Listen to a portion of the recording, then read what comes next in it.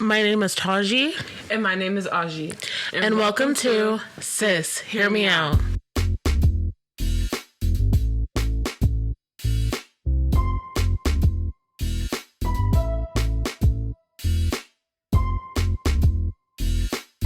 Hi, my name is Taji, and this is my story. Dun dun. No, I'm playing. So I felt like I haven't been very detailed in my past podcasts and my past episodes, and I wanted to give myself the opportunity to really be not like super detailed, but enough to where you guys understand my story and who I am as a person and what I've been through. And so when I go back and talk about things, I can reference back to this story, and I can always reference people to go back to this episode specifically. I've been kind of distant lately. Sorry guys. I've been literally being a mom of two, dropping them off, picking them up, like doing all these things. And so I'm really trying to fit in my schedule because this podcast is something that I really hold dear to my heart. Like a baby, and I'm trying to raise this baby. And so forgive me from days that I've skipped or not been completely accurate, but keep me accountable, and we'll get this ball rolling. So I want to start off with my family and my childhood. The earliest memory I can go back is when I was 4. But I'll start by saying that I am born and raised in Seattle, Washington. And kind of like the cities outside of Washington, like Burien, White Center, Federal Way, those areas, Kent. And I grew up with a mom and a dad that met in high school, specifically Rainier Beach. And they were high school sweethearts and had me at 19 so like I said, I was going to start at 4 because that's what I remember. So 4, we'll start off with me and my little cousin being a flower girl at my parents' wedding. So I remember that like it was yesterday. I took pride in having parents who were married because the people around me didn't have parents who were married, and being a Black female in the area I'm in, I just took a lot of pride in that. Like, wow, my parents are high school sweethearts and they are married. I have 2 parents. I know my daddy. You know how it is if you're a person of color and like having the dad missing in the home. To know your daddy is special. And so I really held on to that. I got my first sister around like 4 I was 4, and I was excited for her to come home because I was like, I need a friend. But I feel like I was also like, what the heck? There's a new person. I was kind of used to being by myself, but it was nice to have an add-on. And then my brother came a year after, so the house felt like it doubled in size. So I really felt like, or I was starting to feel like that I was becoming forgotten. The oldest thing were the guinea pigs. Growing up, my parents were pretty strict with me. I can barely eat candy, no pop, no getting nails done.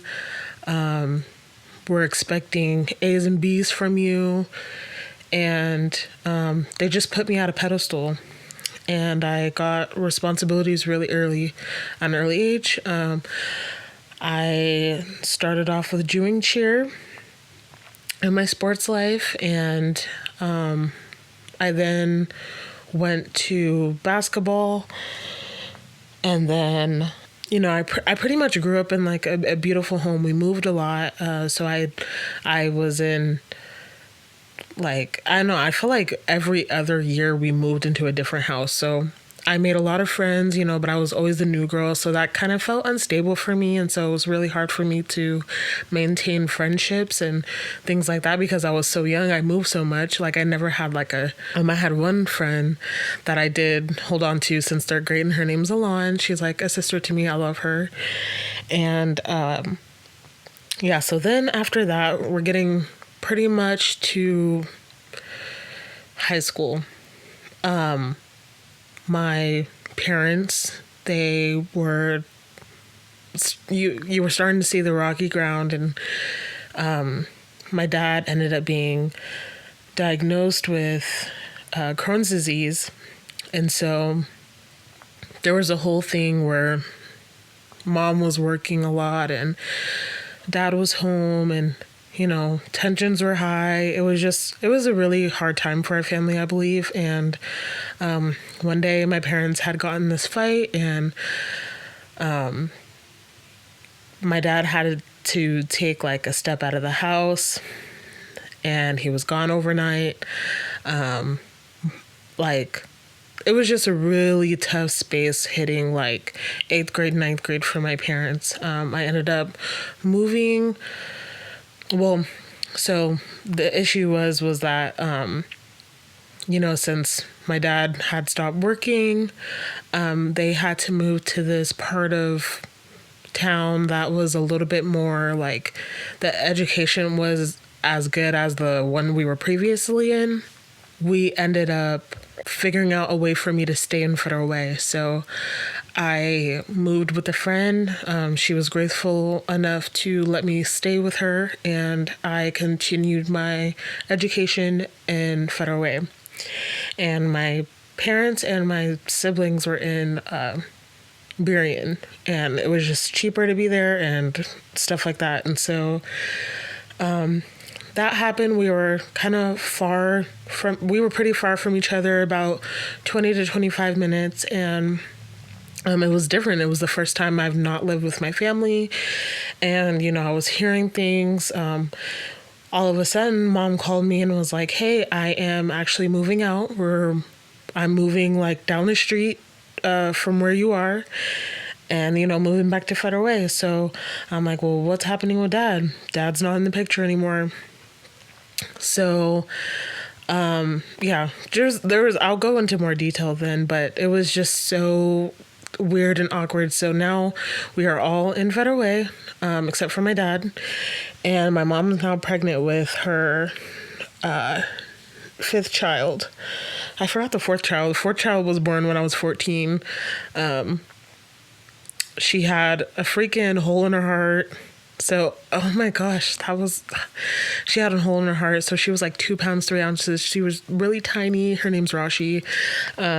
Sweet, sweet, sweet kid. I love her. And, so yeah, now it's 5 of us, and we're in this house, and this house literally is growing mushrooms like in the carpet, and like mom did the best she was doing because she was literally like doing it all on her own. Like I told my dad, because I saw him a couple times even though he was out of the house, and I was just like, hey, like if you ever, I'm seeing now that we're not communicating as much as we used to when you were in the house. So I'm like, if you ever like meet someone, like please don't have a child, because how are you going to take care of all of us? Like, you're not going to be able to take care of all of us, and we're not going to be able to see you. So, and he was like, yeah, like, I don't see myself doing that. And, I really felt like it was just going to be us. And one day, I get a call and saying that like he got this girl pregnant, and I just remember sitting there being crushed because I was like, okay, well, that means for sure that like he's not coming back into our family. And after that day, I felt like my whole world crashed. I felt like I changed. I was angry, upset, frustrated. I started talking to dudes, like failing classes. Junior year, I was like, you know what, like, man, I'm just so broken right now. And I got more responsibility on, like, I was taking the kids to daycare and school, and also I was in full IB, which is like this it's kind of like AP. And so I was just stressed. I'm like, man, like all this is going on. I can barely grow up. So I told myself, I said, you know what, for college, I am out of here. I'm out of here. I'm leaving. Or I didn't want to go like too far, but I wanted to make sure that like I got far enough to where I have my own life, but also close enough to like if I need to come back, then I can. And granted, you know, a girl still has to get her hair done and just checking on the younger siblings. If you're oldest, you know, like you feel like your younger siblings are your kids. Like you literally feel like you have a responsibility towards them and you got to check in with them and stuff like that. Like, being the oldest is no joke. We are the guinea pigs and we are I would say the second parent. Anyway, so because dad is out of the house, it put a damper on me and mom's relationship. And I was like, I'm out of here. And so I got accepted into these 3 schools in Washington. Of course, like the main ones, CWU, EWU, and WSU. And so I was like, you know what? Like, I heard that WSU is like the party school, and I know I would get like out of hand there because first of all, I'm excited to leave, you know, and whoever's excited to leave, you know how you are when you get out of high school. You're like, I'm gonna be grown. I'm gonna be grown. I'm gonna do what I want to do, you know? So I was like, okay, I can't do Wazoo. And then Central was just too close. It was way too close to me. It's like, it was like I think it's like 2 hours. And so I was like, okay, yeah, we're not doing that. And so I'm like, the only thing that's left is Eastern.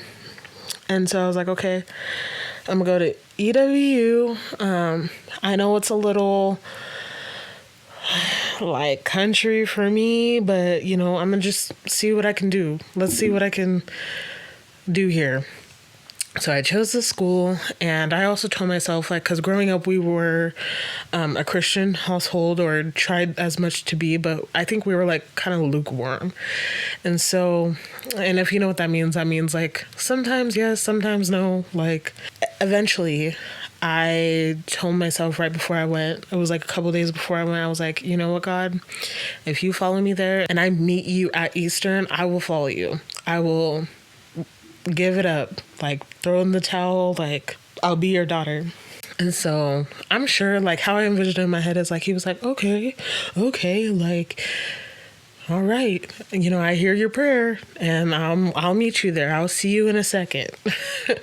And so, and anyway, I get there, drive, and pull up with my mom. And it is moving day. So, you know, there's like usually people who come outside and help you. The first person I met, her name is Riley, and she happened to be in a church on campus. And I was like, what a freaking coincidence, bro. Like, I literally just made this, like, promise to God. And so I'm like, in my head, I'm like annoyed, but also happy. So I was like, I really felt like convicted there because I was like, why am I annoyed? But then I'm like, you know, no, this is a good thing. Like, I'm happy that I met somebody who is involved with Christ. Anyway, she invites me to this like dinner party thing with her friends. I go there and I end up, she was basically like promoting it to me as like, oh, it's this free meal that you know, you can meet people and hang out with friends. So I'm like, a free meal? Great. It's freshman year. Like, let's meet new people. So I go, we eat, and I'm meeting all these people. People are cool. And then this guy at the party little thing was like, hey, there's going to be a Sunday service this day, this time, whatever. And this day, I'm dead. I mean, this time. And I was like, okay, like, I'll go, you know, because I told God that this is what my promise was. And so I'm going to do it. And I ended up going, and I thought he was just somebody who was announcing it for like himself, like saying that he's like this pastor. But I go in and he's like, I'm sitting down in the crowd. It's kind of dark. And he gets up there and I'm like, oh, so he's the pastor. Okay. And then he's like, hey, so, who has a village? And, he's explaining what a village is. And it's basically like a subgroup to the church. And so I'm like, okay. And I'm looking around. People are raising their hand. And I'm like, these are the same people at the dinner party. So I was like, oh my gosh, I was in a village. I'm freaking dead. So I felt kind of bamboozled. I'm not going to lie. So I was like, okay, I'm going to go home and kind of just like sleep it off. I don't know. Like it felt like I don't know. I felt I was feeling trapped a little bit. So I ended up going home, chilling, reflecting, and I was like, okay, like I'm gonna just do me, I'll go from time to time, but I won't make it like a weekly thing because it seems like they have it every week. And so then I end up like, just going to some parties, kind of experiencing life, talking to people, meeting people, going to clubs, and it was cool, it was cool. But, Riley was persistent with me and she was like, hey girl, like come to this thing. So I go to a couple more services. And then there was one service that talked about this thing called Elevate, which is this 10-week discipleship program. But it cost $3,500. And I'm like, okay, well, that's something that I don't have. So obviously I'm not going to that. But somebody was like, no, Taji, you can do it. You can raise, you can this and that. And I'm like, girl, what? Like, do you know where I come from? Like, no, we don't have that type of money. We have enough for rent and like little luxuries, but nothing crazy like that. That's insane. And I'm already paying for school and like, there's no way. Anyway, I was getting encouraged. So I was like, you know what? I'll try to use so my major is marketing. So I was like, I'm going to try to use some of my marketing skills and see what I can shake. And so I ended up, if in college, you get this like, they're like cash cards almost. And they're like little debit cards that you can use to like go to the store there. And so I'm using my money to buy cookies and brownies. I'm going home to my dorm, making them, cutting them up, putting them in little baggies.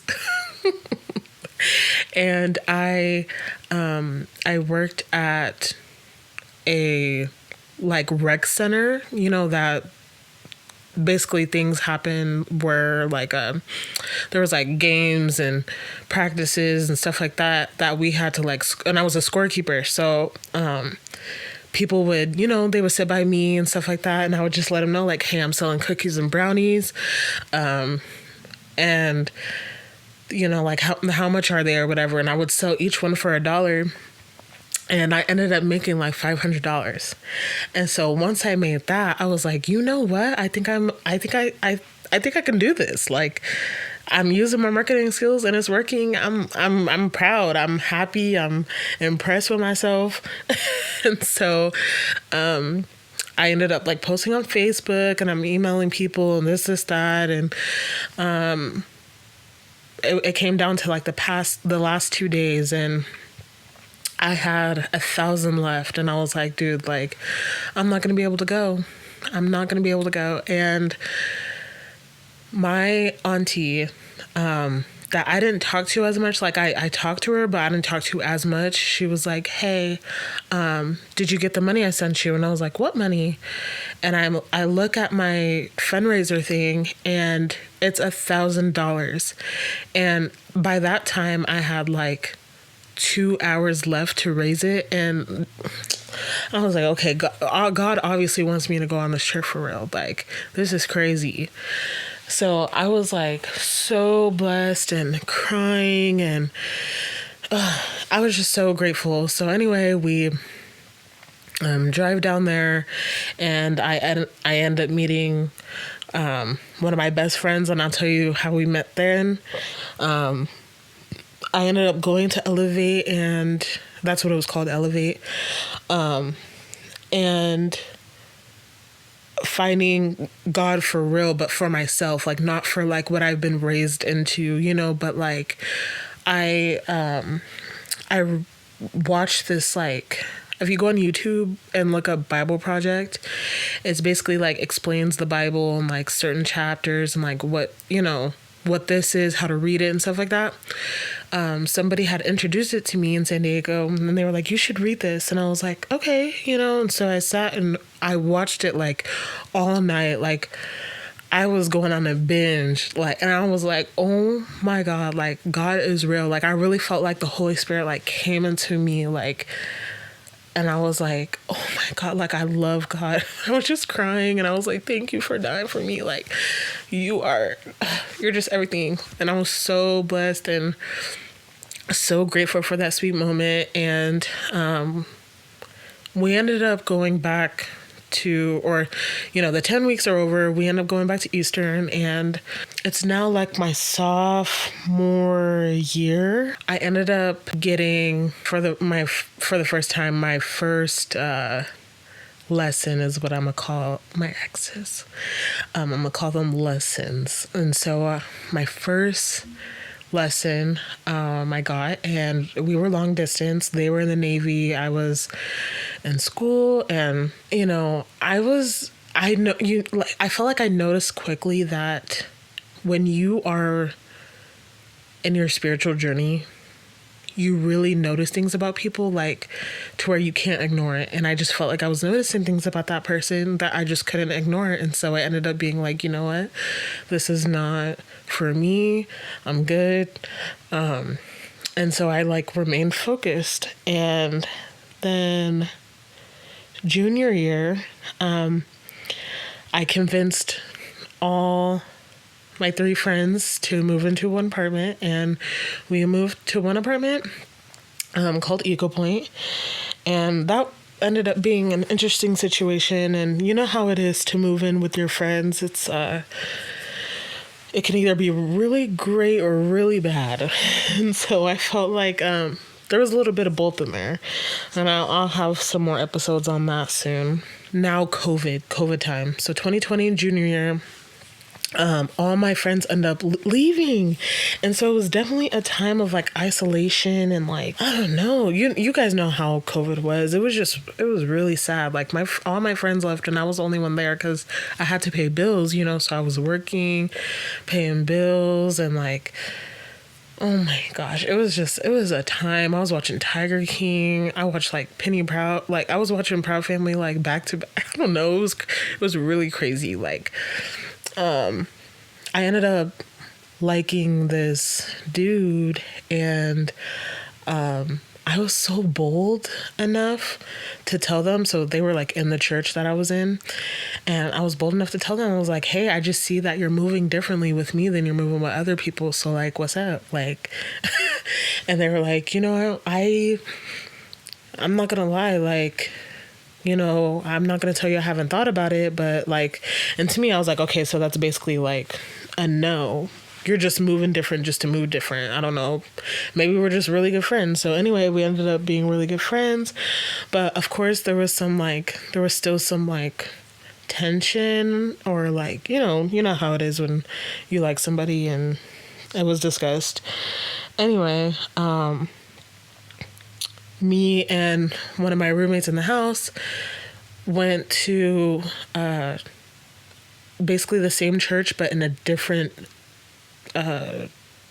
state, Oregon. And we went down there because they were going to go see this place to church plant. And it's called Ashland, Oregon. And we were going to church plant at SOU. And so me and her we weren't church planning yet, but we were like, oh, we're just going to go just for the fun. And we ended up like feeling moved to church plant with them. So we end up coming back telling our roommates, hey, we're actually thinking about church planning with them.